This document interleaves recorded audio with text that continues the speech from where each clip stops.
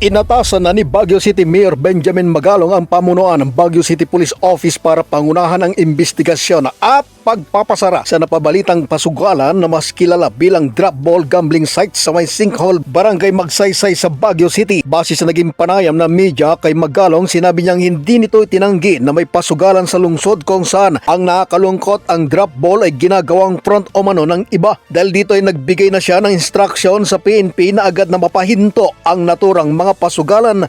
Wala akong sinasabing walang pasugalan. Di ba? Inamin ko na may mga pasugalan, mga drop ball. No? Pero yung drop ball, kumisan, yun lang ang kanyan. Yun ang front nila. Minsan nagkakaroon ng card games. Di ba?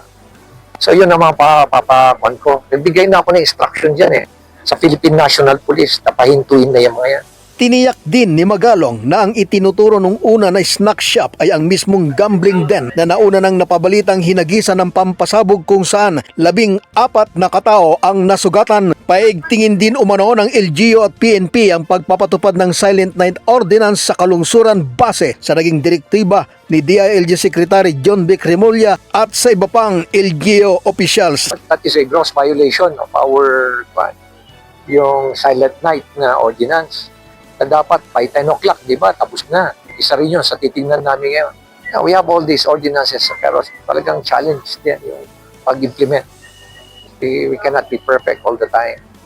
Maya-maya, meron nagpapaviolate yan. Samantala, out of 14 injured victims, 4 na biktima ay na-discharge na habang 9 sa 10 pang sugatan ay dinala sa Baguio General Hospital and Medical Center para sa kaukulang lunas. Matatandaan, alas 3:50 na madaling araw noong araw ng Lunes, isang 32 taong gulang na minerong taga-Itugon, Benguet ang naghagis ng hinihinalang improvised explosive device o IED sa isang pwesto malapit sa isang terminal ng jeep. Sa naging pahayag ni BCPO Public Information Officer Police Major Marcy Grace Maron, sa mga mamahayag sa BCPO headquarters kahapon ay sinimulan na nila ang pag-imbestiga sa naturang pwesto na allegedly ay gambling site. Akin yun ang iniimbestigahan pa lang, ma'am, kung pasugalan ba yun talaga o kung anong ginagawa niya doon.